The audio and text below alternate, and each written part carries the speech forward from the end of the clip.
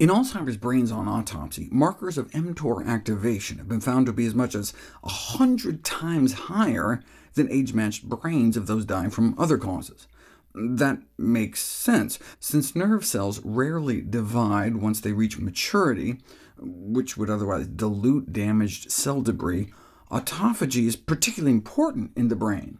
Given the striking improvement in cognitive function in old mice from the mTOR blocker rapamycin, and studies showing the prevention and possible restoration in some cases of memory defects in transgenic mouse models of Alzheimer's disease, there have been calls for clinical trials of rapamycin for Alzheimer's patients.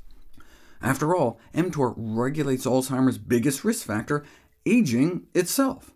The risk of developing this dementia approximately doubles every 5 years after the age of 65, with the risk of death from Alzheimer's skyrocketing approximately 700-fold from age 55 to 85. Unfortunately, no such clinical trial has been attempted. It doesn't even look like the dementia rates of organ transplant patients given rapamycin have ever been tracked. When kidney transplant patients are initially switched to mTOR inhibitors, they do seem to experience a significant improvement in executive function, memory, and mood, but that may be in part because they were switching from drugs like cyclosporin, which can on their own cause adverse neuropsychiatric effects. Rapamycin has been off patent for more than a decade, so drug companies can no longer charge whatever they want. Without such price protection, there isn't a strong profit motive to study the drug, so we shouldn't expect any large clinical trials anytime soon. Another reason for clinical trial hesitancy may be the frequent and sometimes life-threatening side effects, like immunosuppression. In one cancer trial of an mTOR inhibitor, for example, 2 of the 18 patients developed life-threatening infections, and 1 of them died. To fight cancer or organ rejection, we may be willing to put up with significant risk, but there's a much lower risk tolerance for anti-aging drugs meant to be used en masse for healthy humans.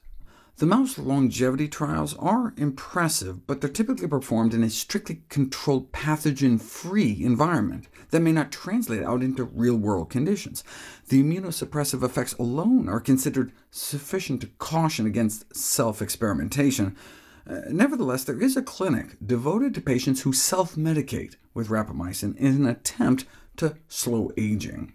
Rapamycin advocates point out that the doses required for anti-aging are much lower than used in cancer therapy or organ transplantation, and, if anything, might rejuvenate immunity. Is it possible that transient and/or intermittent dosing could also help reap the benefits without as many risks? You don't know until you put it to the test.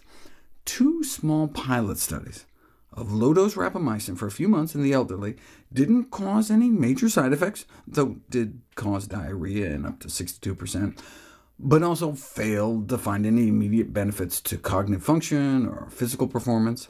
In 2018, however, hundreds of individuals aged 65 and older were randomized to mTOR inhibition, about 100-fold lower than what's used in oncology or transplant patients, and instead of immune suppression, they did appear to get immune rejuvenation. Not only did they experience an improvement in their response to flu vaccination, but they experienced significantly lower infections in the subsequent year compared to placebo, and they only got the drugs for 6 weeks. This suggests a persistent improvement in immune function months after discontinuing the drug. Still, self-experimentation continues to be strongly discouraged until we have a better idea of the risks. Thankfully, there are ways to suppress mTOR without taking drugs.